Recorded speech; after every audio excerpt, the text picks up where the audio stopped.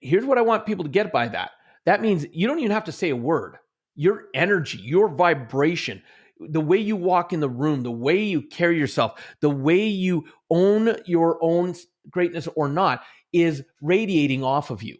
And when you're not owning your greatness, you're actually giving people permission around you to not own theirs. Welcome to the Purposeful Life Show with your host, Adrian Starks. If you're looking for the ideas that can be your breakthrough for change in your business, career, or personal life, then this podcast is for you. Join Adrian as he speaks on topics of personal and professional development for the individual and interviews a variety of entrepreneurs, business owners, and thought leaders to reveal their ideas and solutions to success and its challenges. Subscribe to the show and leave us a review. It's time to be a courageous creator of your own change and be purposeful about doing it.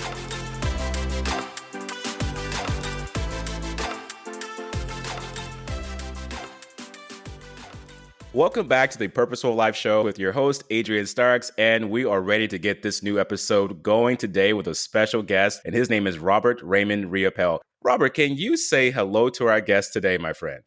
Hello to our guest, my friend. Oh, yeah, I can see, this is going to be a fun episode, so you guys, hold on to your chairs, all right? A lot's going to come from us on this episode here. But before we get started today, make sure you go ahead and download this podcast into your favorite podcast platform, subscribe to the show, and leave us a review. So let's get into Robert's bio here. Robert Raymond Riopel is an international best-selling author, app designer, entrepreneur, and trainer who has spent the past 18 plus years traveling around the world sharing his passion. He has also shared the stage with and trained many of the top trainers and thought leaders in the world today. With his high energy and heartfelt style, and I can already feel that style, Robert draws on his journey from humble beginnings to financial freedom at the age of 32 to inspire individuals into tapping into their greatness. I love that term. Realizing that he is not the only person that struggles, Robert's clues open individuals up to possibilities that lie within them, and that is why he is a highly sought after presenter. And I would agree to that. Robert, welcome to the show. Thanks, Adrian. I am so happy to be here and looking forward to, hopefully being able to impart some wisdom to help people out, especially during these times that we're going through. Absolutely. And you're definitely going to be doing that. And before we get started, I just want to tell the listeners today that Robert is truly a heartfelt individual. Let me just share with you something that has happened between us that has created a better bond. The first time I had Robert on, I had some technical difficulties, and that happens with podcasters from time to time. And so I rescheduled. Robert got on the second time with me, and we recorded the whole podcast. And I called Robert back like a day later saying, Robert, I'm so sorry, but something happened with my technology again. So what did Robert do? Robert could have just said, this guy's not serious. Let me just go ahead and go somewhere else. Robert said, okay, give me some time. Let's chat, and we'll figure something out. And so third time is a charm. Now, the reason why I'm sharing this with you all today is because we all make mistakes, but leaders, they understand when things happen and they work with them.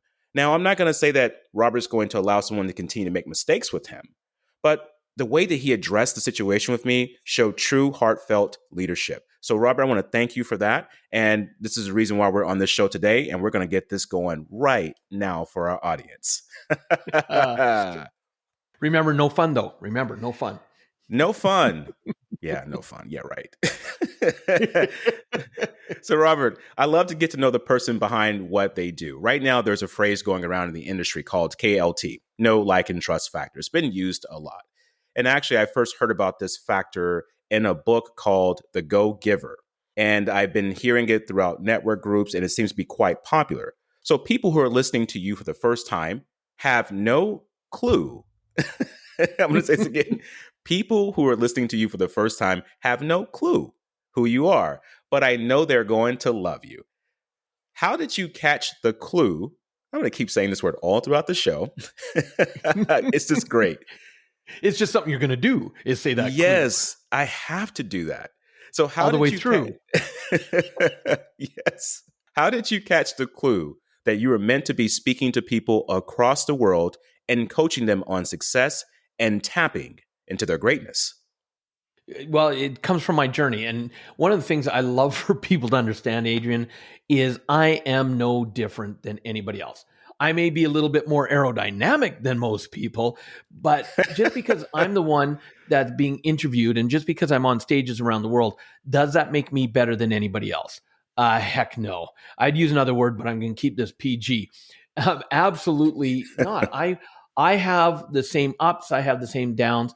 And because of my journey, it's allowed me to now, because of the journey I've been on, allow me to hopefully help other people around the world. Growing up in Canada, in central Alberta, most of my life, I learned that, here's the box. Don't question the box. Don't think outside the box. Just that's the box.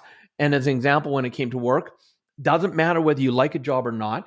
If it's got some form of security and it's helping you support your family, you do that job, which is great. But also, at 21, I'm a newlywed still, and I'm being laid off from my third company that I've been working for. And I'm like, okay, I'm working hard. I'm staying loyal. What the heck's going on here? We were in an economical downturn at the time, and I couldn't find that real job because, you put the suit, the tie, the jacket on, you go look for the real job. And I couldn't find one. So because I'm a newlywed, I want to support my family. I decided to do something until I find that real job. And I started delivering pizzas for Domino's Pizza. Oh, wow. Now, what's funny, Adrian, at 21, I was the old guy. I was the old guy for the drivers because all the other drivers were 17 and 18, which worked in my favor because I knew they all wanted to party. That was the most important thing for them. So even though I wasn't scheduled a lot, especially for closing shifts, I could always convince one of them to let me have their shift because they wanted to go party instead. And I started making, more money doing driving. And because of my work ethic, I was able to become a manager. My wife, she became my assistant manager. And together we started working hard, open to close 7 days a week. And I went into stress mode about a year and a half later when all of a sudden my franchisee announces, I'm done with Domino's. I'm selling my 2 stores. And we had watched enough stores around us get sold that we knew the moment a store was sold, the managers were let go because the new owners wanted to come in and do it with their own team. And so I'm in panic mode. Not only am I going to lose my income, but my wife's going to lose hers as well. That's going to impact our family. So my solution, of course, there's other stores in the city. Let's call the other franchisees, find out who needs a manager. And my wife looks at me and she's like, why would we do that? We're qualified to be franchisees. Why don't we just buy the store we're in? And I look at her, I'm like, because we don't have any money? That's why we don't buy the store we're in. Because I don't know, Adrian, there's something that, business takes money or something, right? It takes something. Money. It takes something. But what's cool is one of the reasons my wife and I gel so well is her upbringing, being the youngest of 5, raised by a single mother. She was like, what box? You do and figure out whatever you need to make things work. And so we decided to start finding out, how can you buy a business if you don't have money? And I'll tell you, we made a lot of mistakes. But of course, our greatest lessons come from some of our worst mistakes, as long as we're willing to learn from them. And as we're going through this journey, making mistake after mistake, we're learning what to say, what not to say. We're making adjustments. And about 4 months in, we now have the confidence and we know what to say, what not to say. As an example, when we'd go to someone who said they might lend us the money to buy a store, they'd say, so what is it you want to do? And we're like, well, we want to buy this business. And that we didn't realize was a red flag. They're like, whoa, hold the phone. Because if you're buying the business, you're buying any possible lawsuits, any possible debt. Nope, not willing to invest my money. And when we finally asked someone, what's the better way to say it? They're like, you want to start your own corporation and go in and buy the assets so that you buy them, debt free. You buy them with no attachment of anything else from the past owner. And as soon as we started changing that, all of a sudden more people started listening. So as we got this confidence, we went to our bank after 4 months, and good thing we weren't able to talk to them in the beginning because we would have messed it up. But now with the confidence, knowing what to say and what not to, they didn't finance our store. They actually gave us 100% financing for both the stores our franchisee had for sale. Wow. And it's like, we're now franchisees at the age of 23, and we're like, oh, we're successful. But Adrian, we may have known how to run a Domino's pizza store. Knowing how to run a business, totally different. And for the first couple of years, we struggled. We probably shouldn't have been able to make it through those first 2 years, but we were just too tenacious to quit. And after 2 years, when we finally got things in a rhythm, we started making pretty good money. But both of us coming from, poor families, our habit became, and our upbringing was, hey, if you have extra money, what do? You spend it. So we started to keep up with the Joneses, right? We want to make sure, hey, we're successful. We got to That look mistake successful. we all make. Yeah. We started buying all the toys. And next thing you know, 8 years into being franchisees, we're over $150,000 in debt, going down quickly. And that's personal debt. And that's when, and I will tell you, financial stress is probably the worst stress I've ever gone through. And we ended up getting introduced to personal development, where we went through a 3-day training that changed our life. Because in this 3-day training, we learned A, why we were in debt, understanding it, how we had created it. B, more importantly, we learned to take responsibility for that debt. Yes. I was good at blaming others, Adrian. It was like they lost my investment, or because of them, it didn't work out. And the moment we started taking responsibility, our life changed around. And the third thing we learned was specific actions we could take if we wanted to get out of debt. And putting it into practice and actually taking action, we were actually able to go from being over $150,000 in debt to actually retired completely financially free 9 months later at the age of 32. And our minds went, wow, that worked. If this information gave us that result, what would more information doing? And that's when I became an avid student, because I'm a big believer, and I want your audience to hear this. Okay. Don't just learn from one person one way. You've got to learn from as many people. Yeah, because look, this person may have some great tips, but maybe there's parts of it that you're like, yeah, it doesn't resonate. But this person can fill in that gap, and this person fills in the gap. And so we started learning from everybody. And that's when I found my passion was to be a trainer and a teacher. Because here's how my whole vision started. And again, something I want your audience to get. It wasn't, it had to be this huge, great, vast dream. It was, if I could help even one person, one person do what my wife and I had been able to do, go from being deep in debt to financially secure, it'd make it all worthwhile. And because I did that, it allowed me to start taking the steps to become a trainer. And now, 20 years later, I've personally trained over 500,000 students all around the world in 3 to 5 day trainings, anywhere from 100 students at a time to 6,000 at a time. Incredible. Where I'm up on stage for up to 12 hours a day, living my passion and impacting lives. And I'll be blunt. If in 2001, you would have come to me in the audience and said, Robert, here's what's going to happen for you over the next number of years, I would have said, you're insane. You're crazy. There's no way. Because I didn't know what I didn't know. And here's what one more piece for your audience before, because I'm going to turn it back to you. I've been just talking so much. No, you're good. This is part of the conversation. I want you to share this with us. See, what you don't know is the potential for, when I meet people, I see greatness in them that they don't see in themselves because they just don't own it yet. And I'm talking about greatness with confidence, not with arrogance. Okay, and so if you're listening to this if you're listening to this episode right now and you're going, I want a greater life, then know that you can have it. You're going to have to put the work in, without a doubt. Don't just expect it's going to be handed to you. People ask me, probably one of the most common questions or comments I get when I'm on stage, Adrian, around the world, is people go, Robert, how can I do what you do? You're traveling the world, you're impacting lives. And some of them don't like my response, because I look at them and I say, if you want to do what I do, then be willing to do what I do. The ugly, boring, behind the scenes work that people don't see is not just me on stage. It's what I'm willing to do to practice and hone my skills and get better behind the scenes that no one will ever see. That's boring as hell, but I'm willing to put that work in. So you've got to be willing to do that if you want to do what I do on a stage. I love that, and that idea of doing what you do, because many of us, when we see someone that we aspire to be like, we think, oh, I would love to be in your position. Well, that position took a number of steps.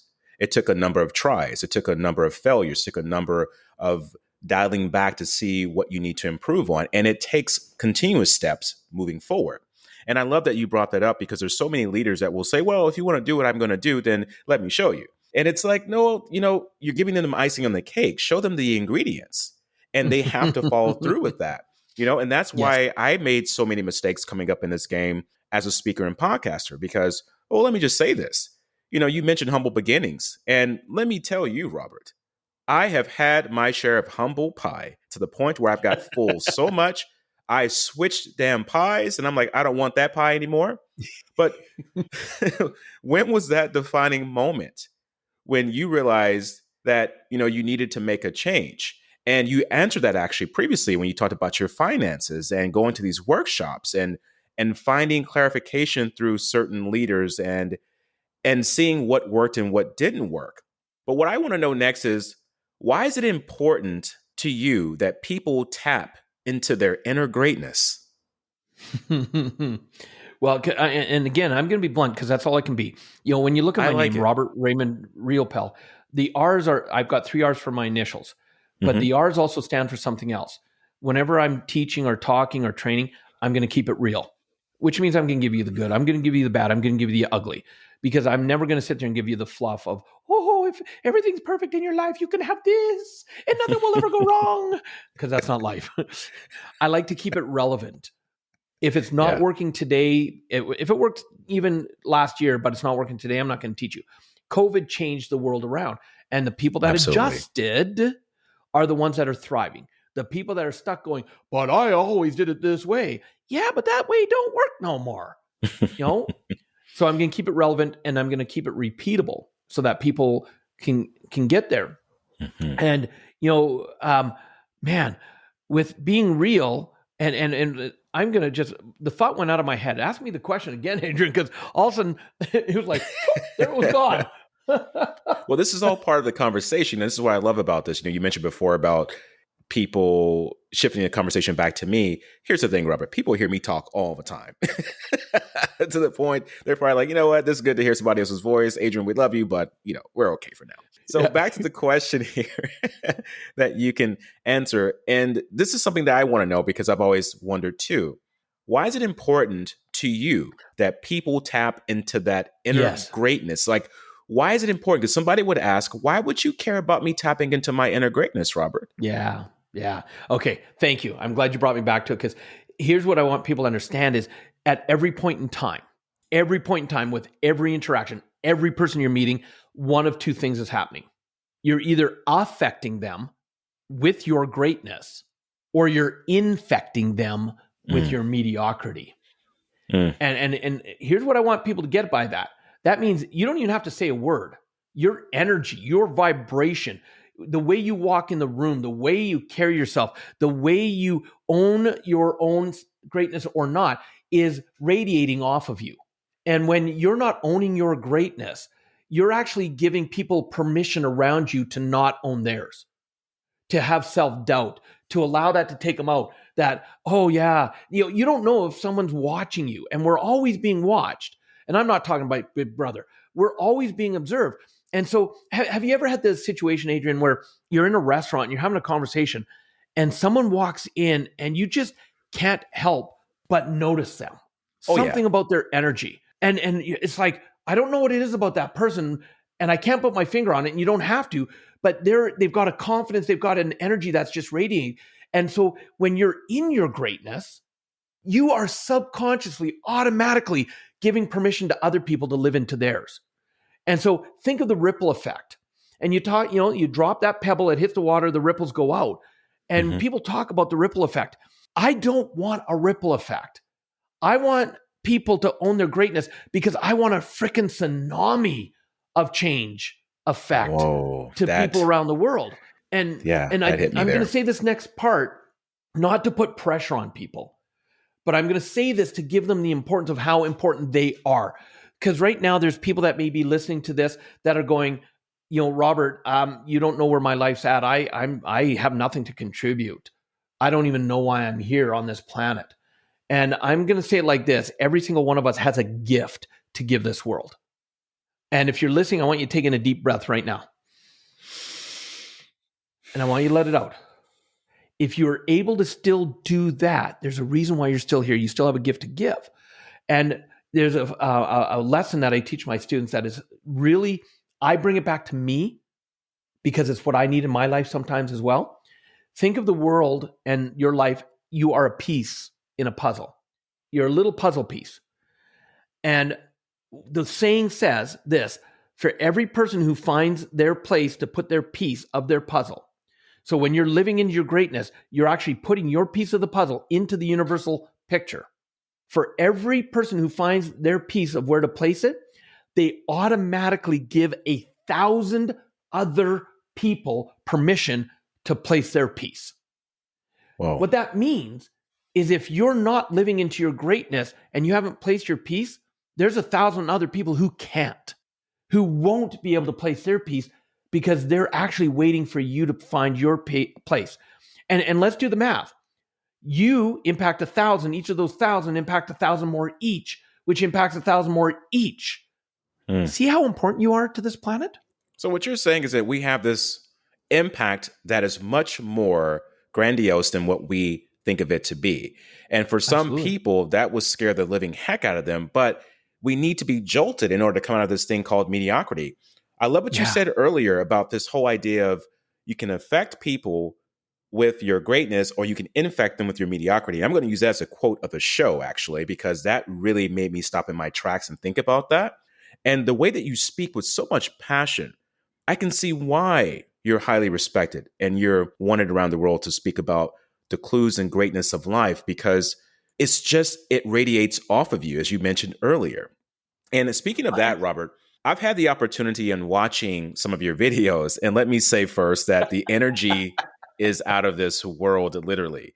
There was a part of the video that I watched, I'm not sure which one, where you mentioned a saying that nature leaves clues for us to see and watch.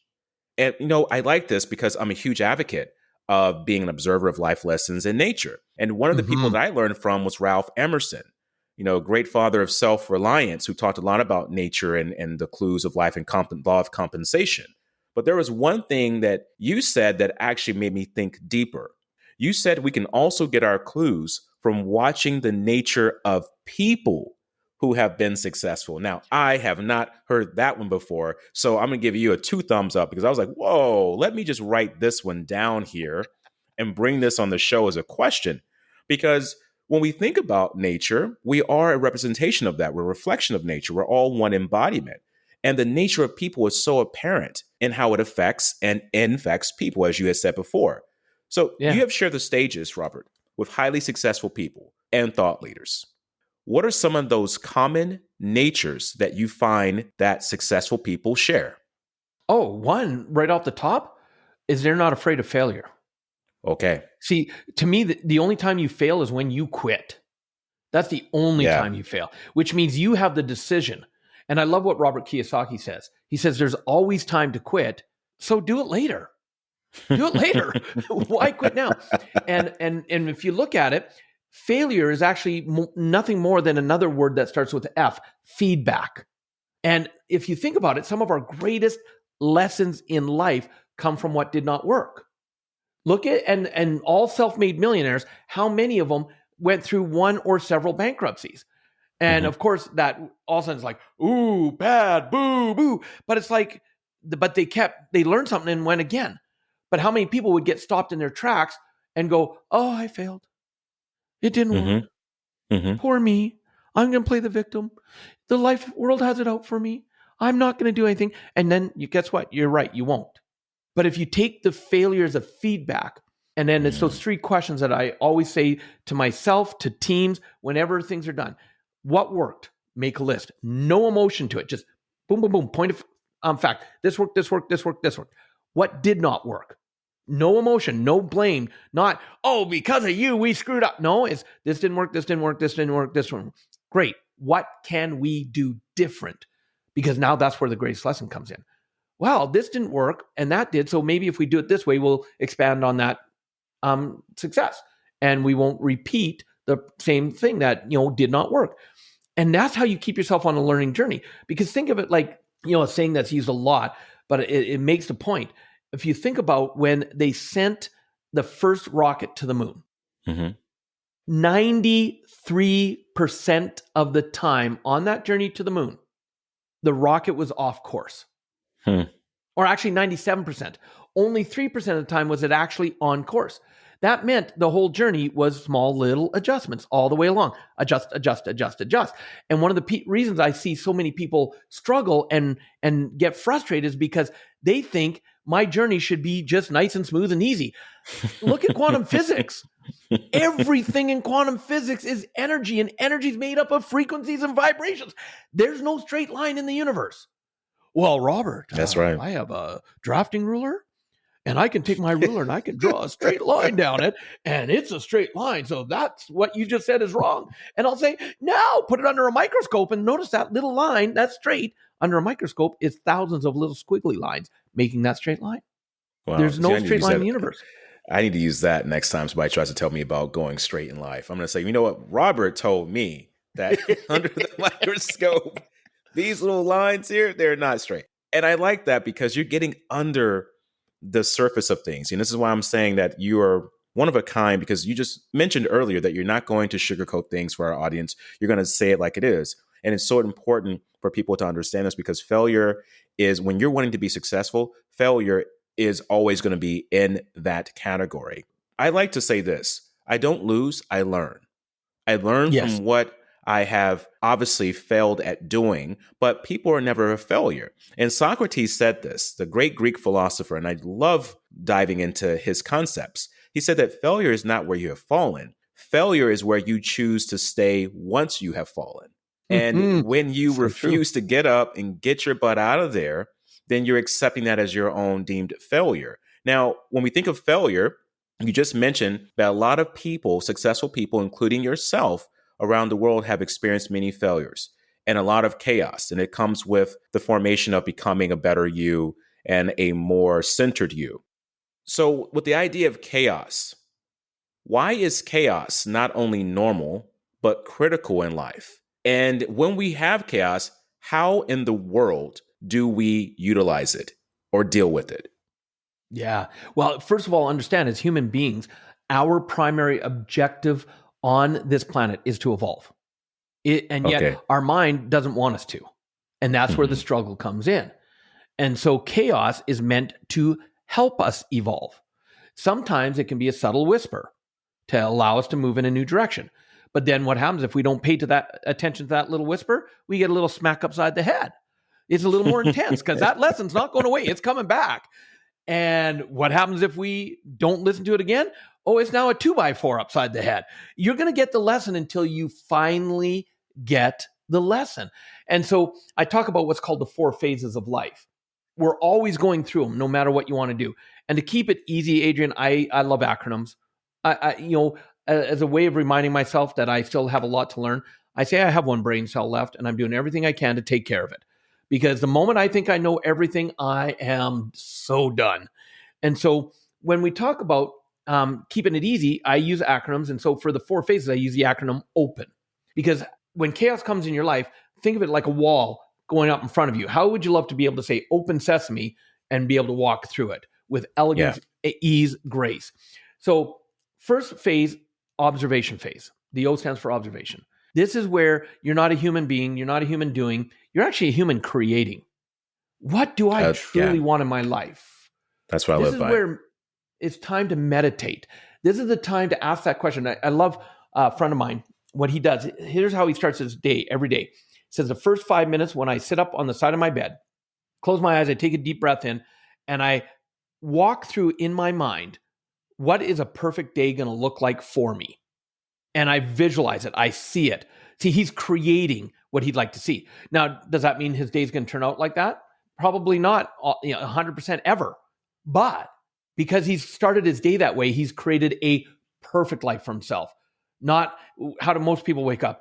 Oh, I don't want to go to work today. I hate my job. Oh my God. You start with that energy. Guess what your day is going to be like, right? And so it's I'm not saying just be like a person. that. Yeah. I'm not saying be a person that just jumps out of bed and life is great.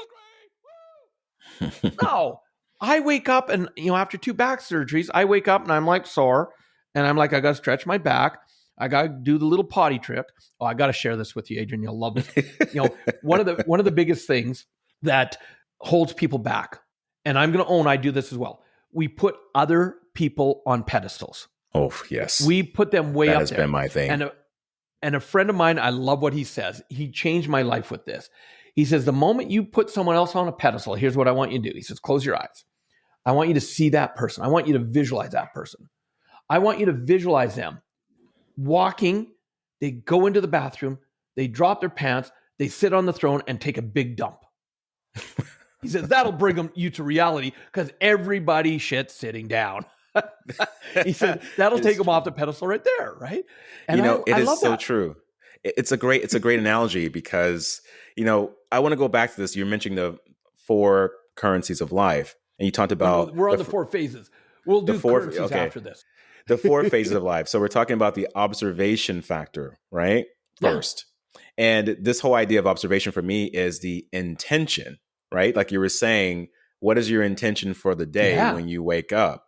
And I also want to talk about, because I had this in my mind about chaos, Robert, because when people wake up, they are automatically in chaos with themselves and the world. But one thing I've come to learn about chaos is that chaos is shit coming. Speaking of sitting down and taking it down, chaos. Audience, who knew it was going in this direction? Audience, who knew this conversation was going to happen like this today? But we knew we were going to have some fun, and we are. So if you are enjoying this, then feel free to comment at some point. Go to Facebook and do it. This is a great time. So speaking of that, chaos is shit coming apart that we fully don't understand, that we're trying to fight for things to come together that eventually we will come to understand and appreciate. And the problem that I find with a lot of people with chaos is that they are fighting against the current of growth. And that's what's making it so hard for them. And I feel that we all go through chaos, but when we do not embrace it, it changes everything. So, Robert, I want to continue on this conversation of the 4 phases of life. So it was observation. And what is that second phase? Yeah, the second phase, the P, stands for pamper. And Adrian, this is one of the probably the phase that a lot of, especially entrepreneurs, try to ignore, don't think they can do it, they don't deserve it, whatever it is. You cannot give what you don't have. So if you're not taking care of yourself, how can you truly take care of others? So in the pamper phase, when you're in this phase, this is the time to go on a vacation or plan a vacation. Maybe if you need a haircut, get a haircut, or get a manicure, get a pedicure, get a massage, get a facial, or go for a walk. Work out if you love to take care of your body like that, or sit down and read a book. Or one of the things I love to do the most, especially in a hectic day, when I feel I'm entering into a bit of a pamper phase, I take 20 minutes. I put my earbuds in. On my phone, I have an app called Calm, CALM, and I love the sound of water. So I listen to rain for 20 minutes just to quiet my mind. And it rejuvenates me. It takes about the first 5, 6, 7 minutes for my mind to start quieting. But then I go into a deep present space that when I come out of it, I'm feeling so refreshed. So the reason I want to talk about entrepreneurs here is because they feel that, no, I got to get the work done. But you end up burning yourself out because you're not taking time to take care of yourself, which then translates over to your family. They don't feel like you're taking care of them. Your business partners, your customers, they don't feel like you're taking care of them, and it becomes a spiral. And so this one here takes 2 things.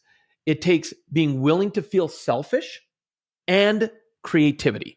And here's what I mean by that. You're going to feel selfish for taking time for yourself. But think of how money, when people talk about wealth rule number 1, pay yourself first. If you do that, you have a much better chance of becoming wealthy. So doesn't it also make sense? Probably one of your most precious commodities in your life is your time. So why wouldn't you pay yourself first on your time? See, that's where the pamper phase comes in. One of the things my wife and I do on our phones, we live by our calendar on our phone. Before we schedule anything else, we put our pamper pieces in. Time for ourselves, time for each other, time for family, time for health, whatever it is. That goes on first. And so in the pamper phase is really critical. So second part where I said you have to be willing to be creative. And so when I was flying around the world before COVID, people go, well, Robert, why are you flying to the other side of the world where it's 10, 12, 14, 16-hour flight? Well, A, I love meeting people in all these cultures. But B, the creative and selfish side for me, when I hop on the plane and I sit in my seat, Adrian, that's my time. That's Robert's time. I don't do work. I don't connect to Wi-Fi. I either read because I love to read. I watch movies because I love to watch movies. Get That's a why little we're good sleep. friends. Yeah. I eat great food and I drink great wine because I know the moment I land for the next 3 to 5 days, I'm on stage for up to 12 hours a day being of service to students. So if I'm not taking care of me, how the hell do I think I'm going to take care of them? Mhm. So you've got to be really willing to pamper yourself. So that's the second phase. The E in the word open, remember I'm using an acronym, observation, P for pamper. E is the energy phase. This is the get her done phase. This is the phase where you're doing meetings, you're doing calls. Even if you don't feel like it, this is the time, to get stuff done. And in my research, one of the things I've noticed though, Adrian, that stops a lot of people from having more success in their life, they're like, Robert, you don't know my life. Between my business or my job and my family, I'm just really busy. I don't have time for anything else. And here's what I've realized and I've noticed. People are really, really good at being busy, but they're not necessarily productive. Absolutely. And they're so, and I just from my own life, and second thing that goes on my calendar is called focus time, where it's time specifically for one task, like writing my book. And I've noticed that 1 hour of me being productive, no other distractions, productive is equal for me of about 6 hours of being busy. Meaning, if you get in the habit of creating more productivity in your life, you'll actually find you free up a lot of time and energy. Because a 1-to-6 ratio for me, that's huge. Because I could go, I'm going to write my book, and I can come into my office 8 hours later. I walk out going, I didn't seem to do a lot on my book. What the heck was I doing? Oh, I was on social media. I was responding to instant messages. I was doing emails. Oh, and I wrote a little bit of the book. Because our minds get distracted that way. So I put on my calendar like 10 to 11, write book, and it stays focused. I can put in, when I'm in an energy phase, I can put in an 18-hour day. And at the end of the day, am I tired? Yes. But am I burnt out and wasted? No, because I've taken care of the pamper side. That's another reason the pamper side is so important. So I hope your listeners are getting that. Well, I like the energy side too, because you talk about the power of being productive versus busy. And I remember an article that was in a Time magazine by Professor Earl Miller of MIT. And he talked about the cost switch perspective. So whenever we shift our brain to something, it takes approximately 15 to 30 minutes for our brain to get back focused on that one original piece, which is quite sad because we live in a society now where people are also trained to be multitaskers. And they embrace that now as a badge of honor. And reality is that, you get a lot done, but when it comes to the productivity of things, you're not getting a lot done. You're just majoring in minor things. And I also love how you said too about busy. And it reminds me of I love to share this with people, the busy bee perspective. Did you know that the worker bees, they only live to about 3 weeks to 6 weeks of their lifespan, and they're working their butts off, literally going from flower to flower and all over the place. The queen bee lives between 3 to 6 years. People would say, well, how is that? Well, the queen bee is not running around from flower to flower. She is actually delegating, meaning she's being productive. She's got groups of things that are going on. She knows where everything should be, and she's focusing on the one important thing, taking care of the hive. And that is a primary focus. For our audience, they may be thinking, well, what happens if we have a boss that's making us be a worker bee? Well, here's the thing. I have been in those positions before. You don't have to be a worker bee. You can learn how to delegate the things that are given to you. So if you're giving a lot of things, as Robert mentioned, create a calendar. And as he said, learn how to do these 4 phases that he's discussing now. I encourage you to write these down and to carry them with you to your work tomorrow, the next day, carry them to your meetings and ask yourself, all right, check. Did I do what Robert said today? Why didn't I do that? Self-reflection is so important. So I digressed there a little bit, Robert. Yeah, but go ahead and what's the last phase of this amazing? I got to come clean on this one. The N is not the first letter of the word, Adrian, because I couldn't come up with a word for that fit that started with an N. So it's the second letter. It's the second letter. Okay. And the fourth phase is what I call the unclutter phase. And I'll explain that in a moment, because another way of calling it is chaos. The fourth phase really is when chaos enters your life. And so we've been discussing it earlier that most people, they end up resisting chaos. when they get that smack upside the head. Why is this happening to me? And if they don't get the lesson, it comes back harder and harder and harder. And so when you understand that we're meant to evolve, again, that's what humans are meant to do. Chaos is there to help us evolve, and we're not getting it. It's going to keep coming back until we do get the message. And so instead of resisting it, if you learn to embrace it, you can actually courageously volunteer for chaos in your life. So it doesn't have to come as a 2x4. Here's why I call it the unclutter. Because in the chaos phase, this is the time to destroy something. Destroy something that's not working for you. Now, it could be a business or personal relationship. And I'm using the word destroy, and people are like, whoa, I'm just going to go and nuke that relationship. No, that's not what I'm saying. What I'm saying is, if it's not working, you've got to be willing to let it go. Okay. And so many people are so attached to things in their life. And this is why it takes courage, is the way you participate is you courageously volunteer to have chaos in your life, which is why I call it unclutter, because the way you do that is, have you ever gone to your refrigerator, Adrian? You open it up and you're like, whoo, maybe there's something I should clean out of that fridge. It's been there a little too long. Oh, yeah. And you unclutter the fridge. So you can actually, every couple of weeks, I'll come into my office. I'll unclutter my office. I'll look through my paperwork. I'll organize it. I'll put the stuff that needs to be shredded. Stuff that I'm not using anymore, I get rid of it instead of just letting it gather until it's such a huge mess. All of a sudden, I need something important and I can't find it. So I'm always uncluttering. Go to your closet and just unclutter it. Walk into your clothes closet. Love a rule I was taught years ago.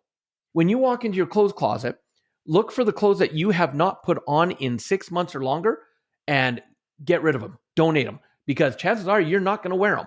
Oh, but Robert, when I lose a little bit of weight, I'll be able to fit back into it. I don't want to spend that money again. Let it go. Yeah, when you release that weight and you're ready for that size again, go out and buy something new because fashion has changed. Let it go, let it go, let it go. Let it go. That's right. I love Frozen, and that's a mantra I use in my mind. Anytime I get stuck on something, I'll just sit there and go, let it go, let it go. That's the only part of the song that I know. And that's all I need to know, because that mantra instantly goes, oh, why are you hanging on so tight, dude? Why is this so important? And I love what a friend of mine says. He said this: instead of being willing to live life, courageously allow life to live you. Ooh, that's a good one. The moment you think, if you think you have control, that's probably the biggest cosmic joke out there, Adrian. You have no control. The only thing you have control of is how you react to what's going on in your life. So if chaos is ruling you, it's because you're reacting. And you have the choice. This is where you get choice. You always have choice on how you react. You can sit there and go, oh my God. Or you can go, okay, got it. That's not working. What can I do different? And so courageously allow life to live you and go with that flow. Think about what you said, swimming against the current. If you're struggling and maybe you're in a river and you're trying to get to the bank because you think you're going to drown, and the more you struggle against the current, the more you get tired, the more you start going under. But if all of a sudden you just relax, let the current take you and slowly go with it and move your way towards the bank, all of a sudden you're reserving your energy and you're able to get that to where, okay, tensed, I sink. Relaxed, I float a little bit better. And I come from the example because I'm a sinker. Just the way my body's made, I'm a sinker. And so the moment I relax, though, I get a little bit more buoyancy, which allows me to not expend so much energy. And that's life right there. Why, and think of, I'm going to kind of go down a little rabbit hole here, but think of how when it comes to Facebook, all of a sudden, or any social media, you see something that you don't like. And so what do? I'm going to put my opinion on it. I'm going to tell them why they're wrong. They're full of crap. And all of a sudden you put resistance into it. And all of a sudden you're going, why is my feed full of all this same crap coming at me that, because you put energy towards it. That's true. The algorithm went, oh, he responded or she responded to this. They must be interested in it. Let's send them more of that. And all of a sudden you're going, no, that's not what I mean. And then you get caught up in that energy. Or if you could sit there and go, I don't agree with that statement and just scroll by it. Control your scroll, my friends. Control your scroll. Control your scroll. I like that. Have you watched the documentary Social Dilemma? Yes, I have. And boy, did that stress a lot of people out. How dare they do that? But you know what? let's put this is a perfect example of what I'm talking about. You could either sit there and go, oh my God, they're watching every nanosecond of how long I watch a video, how slow my scroll is. How dare they send all this information to me just based on what I'm looking at? Well, if you understand that they're actually giving you the greatest example of law of attraction in your life, because the algorithms are watching what you're putting your energy towards. So if you don't That's like true. what you're seeing, it's because you're putting energy to what you don't like. So here's a test I want everybody to do. I want you to start when you're on social media next. Just only look at and stop at and pause at things that grab your attention because you're in alignment with them, you like them. And don't give them a like, give them a heart. And watch how quickly your feed will change to only give you things that you love. And all of a sudden your feed is now full of, and you're attracting the things that you absolutely love, because you're going to attract stuff anyway. So why not attract the stuff you love instead of the stuff that you're hating? And people go, well, Robert, how quickly will this happen? Instantaneous. Okay. I guarantee you. We've put this to the test. A friend and I, we started going through our feeds and we just started loving the things. Anything that we didn't like, we didn't even pause because it's tracking how quickly you go through. So we'd speed it up. We'd keep going, oh, like this one, take time to read it, take time to put the love, comment or not, but that love was the most important. The easy part is changing your algorithm. The hard part is maintaining it. You see, because the dragons are going to come in to try and test you. All of a sudden, one of those things it's going to catch your eye for a little bit more than a half second, and you're going to be tempted to go, don't do it. Don't do it. Scroll. Control that scroll, my friends. Control that scroll. And Control why? the scroll. And this is why it's important to have great coaches in your life, have great mentors in your life, be part of masterminds, because quit trying to do it on your own. Change is easy. Maintenance is what's hard. And people go, I want a greater life. Well, then make the change, but then maintain the change. And that takes work and practice. And, even something I just read a couple days ago about Michael Phelps. Easily and unarguably the greatest swimmer that the U.S. has ever had, the gold medals he has to show. And I never knew this story about him. And there was an event where he was going for one of his gold medals and to break the record or something like that. And when he dove in, his goggles came down and he all of a sudden had the water in his eyes. And he still won the gold medal. And no one knew it had happened. And he's in an interview later and he kind of mentioned it happened. And one person's like, whoa. Okay, if you couldn't see, how did you still win and get the gold medal in record time? And he says, it's because of the movies I watch. And the person's like, movies you watch? What do you mean? He goes, oh, no, not the movies you're thinking about. He says, I've watched the movie in my mind so many times of every swim meet, every meet. How am I kicking? How many strokes? Where's that wall? Knowing my swimming style, where do I do the turn? How many strokes does it take before I'm at that wall so I don't have to think about it? And he said, the moment those goggles went down, I just had to watch the movie. And I knew where I was in the pool. I knew how many strokes, how my kicks were doing. He said, I just watched that movie all the way through to the finish line. Wow. What an amazing story. Brilliance. Yeah. That's so brilliant of watching the story in your head before it takes place, because that is the cue, that's the visual, the reality you're looking to create. The whole perspective you were saying about the intention and the 4 phases and how all this plays into someone's life and how they can actually move through chaos as opposed to letting chaos crush them. Embrace it. I love it, Robert. I love this. And I want to, before we go today, I want to talk what are the 4 currencies of life for our audience here? So I know we talked about the 4 phases of life, but what are the 4 currencies of life? And to touch on those briefly, because I want our audience to actually find you. We'll put your contact information into the show notes here. And I want them to dig more into the 4 currencies of life and even have you work with them on it. But before we do that, what are those 4 currencies of life? Yeah, and I appreciate that, Adrian. And I'll tell you, it's part of my new book that I am writing, The Authority Key. And the 4 currencies of life, the first one is the one people think of the most when you say the word currency. It's money. And here's the thing about money. You can have too much money or you can have too little money. Too much money is called affluenza. Too little money called poverty. And everybody in my research, I've noticed everybody has a zone. That if you're in the zone between poverty and affluenza, your life financially goes really, really well. Affluenza means you're there when you start doing stupid things with your money. like making an investment without doing the due diligence. Oh, yeah, it sounds like good investment. Here you go. And then acting shocked when you lose that money. Or you start buying things you don't really need, but because you have so much money, you're like, so affluenza can sabotage people quickly. So currency of money, your zone is going to be different from other people. And through your life, it's going to change based on who you are, how much you grow. Okay. And it's easy to identify. And when people come to me, I give them tips on how to identify what your zone is. Okay. Second currency of life is the currency that every single one of us, I don't care who you are, we have the exact same amount of, and that's a currency of time.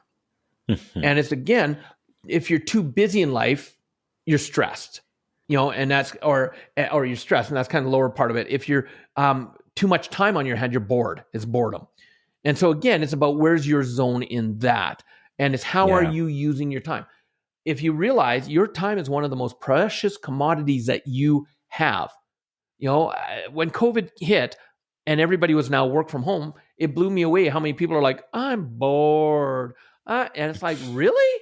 I'm busier now and more productive now than when I was flying around the world all year long, right? That's how I was. So that's the currency of time. How are you using it? Third currency is the currency of fame. Especially with social media the way it is today, everybody wants their 15 minutes of fame. Yeah, just look at TikTok. Look at all the different things that people hope will get out there. And fame is not a problem. It's how you handle fame that you've got to concern yourself with. Because if you ever notice, you can have an actor or an actress, an amazing singing artist, someone who gets that fame, and some of them, it crumbles them, even to suicide. Whereas others, they get the same pressures, but yet they seem to handle it. Why is that? Well, when it comes to the currency of the fame, this is, and I love that you said it earlier in the interview, introspection, checking in on yourself.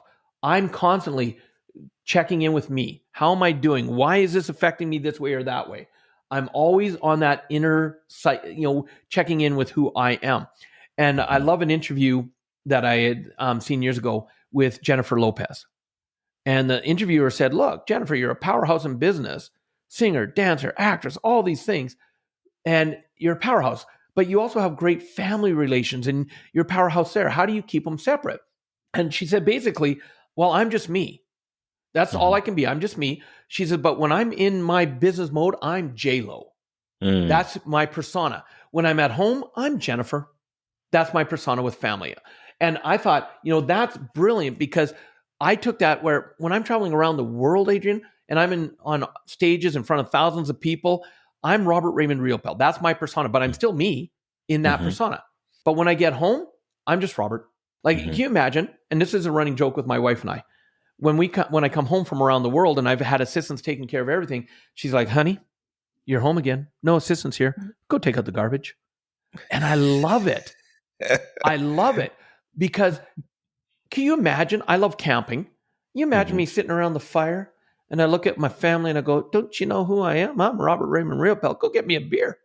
Oh, they get me a beer all right. It'd probably end up on the side of my head because you're like, dude, you're not all that. And so you've got to be you and just understand because pressure gets put on you as you create fame in your life. So do you know how to handle it or not? Can you be you within it?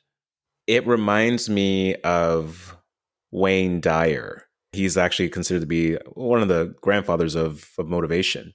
And he said that he came home one day and told his wife, I'm on the New York Times bestselling list, and I did this. And she looked at him. You mean your book is on the New York Times selling list? Not you, the book. And that put it into perspective for him that, oh yeah, that's right, the book, not me. Also, what reminded me of what you said about your situation and your experience with your wife, Denzel Washington said the same thing pretty much. He would come home from the sets of the movie sets and he walked through the front door. There was no applause and welcome, Denzel. It was like, you forgot to take the trash out this morning. And immediately he has to go and get the trash. But he said that made him feel centered. That it wasn't about the fame with them. It was about them seeing him for who he is. Now, not to say that he's not Denzel out there, not to say that you're not Robert Raymond Riopel out there, but it is to say that you are it's a different energy. It's Yeah. this energy, and then it's this other energy. And I love how you have placed that. Yeah. And that's it. And look, we are just who we are. We're no better or worse than anybody else. And stay humble. Stay humble. Especially because fame, you can have fame and it can take you to a whole new level, but can also crush you. And Right. you could lose everything. So that's the third currency. The fourth currency is one I love to spend the most time on, Adrian, and especially now, and that's the currency of experience. Yes. I don't want to just exist through life. I want to experience life. Probably, the worst thing that could happen for me is for me to be on that, at the end of my life and look back going, what did I really do? Oh, I traveled around the world. I did this and did this, but I really don't remember it because I was just existing through it. So everything I do, I want to make it an experience so I remember it, which keeps me in the practice of being present here, now, in the moment. Because that's where some of the greatest experience comes from is like, hey, I can't wait to experience that. Well, when you get there, experience it. But right now, where are you right now? Oh, yeah, I got to pack for the trip. Right. So take your shirt, put it in the suitcase, experience what that's like. Right. And when it comes to the currency of experience, that's what's really going to determine quality of life, in my opinion. Mm-hmm. And understand, this is just my opinion. Doesn't mean it's right or wrong. It's just my opinion, plain and simple. And the more you can have experience of what's happening in the moment, imagine the more the people around you, going back to that owning your greatness, affecting people with your greatness. If you're totally present in the experience, people get that energy. Yeah. Because how many times have we been in a conversation with someone or a person's like, oh, I'm a father and my kids say I don't spend enough time with them, but I'm there with them and I spend a lot of time with them. Yeah, physically, but are you there mentally and emotionally? Or is that somewhere else? Because your kids will pick up on that in a nanosecond. Oh, yes. Yeah, mom or dad's here, but they're really not here because they're thinking about what else needs to be done. But if they were to take that moment, take a deep breath in and say, I'm here. And I love the way they do it from the movie Avatar. Mm-hmm. I see you. Powerful words. Because when you truly see someone, that means you're there with them in that moment. That's all it is. I love that. Wow. This is powerful, Robert. And these 4 phases of life and the 4 currencies of life are the ingredients I feel that has allowed you or has created this world that you live in where you're able to help so many people with this tsunami effect that you mentioned earlier in the show. And I can see why there's students, there's people who look to you. And honestly, this has been a fantastic conversation with you. And so many gems were dropped, or must I say clues were left for us to follow, because I don't know any other way to express how success can be than what you've just explained to us. And this greatness perspective that you just mentioned was something that really made me think deeply about greatness again, because I hear it a lot. And I'll be honest with you. A lot of people say the word greatness. We've heard it quite a bit. But when it comes from people who are living their greatness, it's very different. The energy is very different. So I want to thank you for living your greatness and helping all of us to begin to do the same, my friend. And speaking of that, to help others out, how can our audience get in touch with you to learn about any upcoming events, your book, or any speaking engagements, and to learn more about how to find their clues to success? Yeah, absolutely. Easiest way to stay in touch with me. I am on social media in a number of places, but what I would love to do, we talk about that commodity of time and the currency of time. One of the greatest commodities you have is because you were gracious enough to have me for the third time on your show. Third time's a charm. I love it.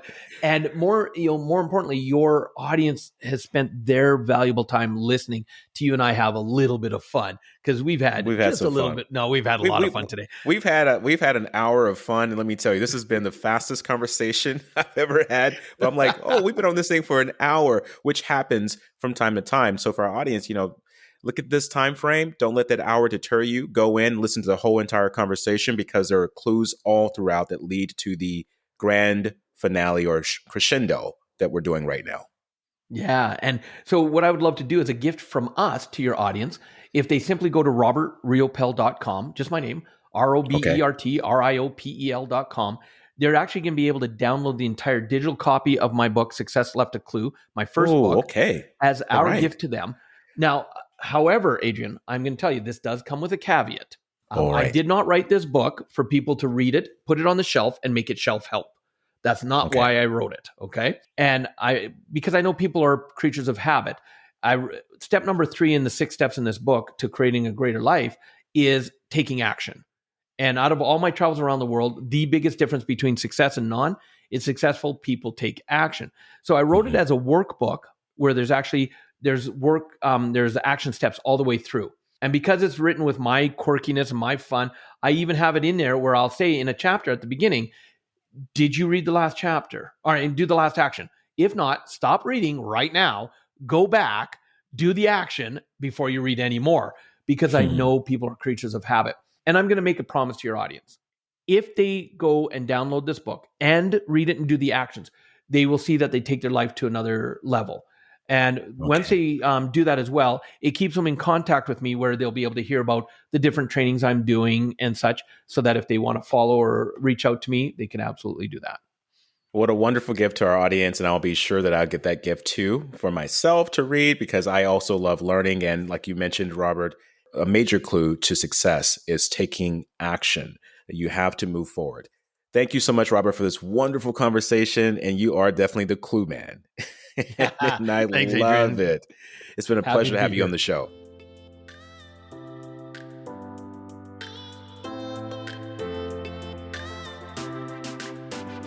Thank you for listening to the Purposeful Life Show with your host, Adrian Starks. Subscribe to the show and connect with Adrian on Facebook, LinkedIn, and Instagram. Learn more about the host and his change-making perspectives at adrianstarks.net, and download the podcast on your favorite platform to be inspired by more life-changing content. It's time to be a courageous creator of your own change and be purposeful about doing it.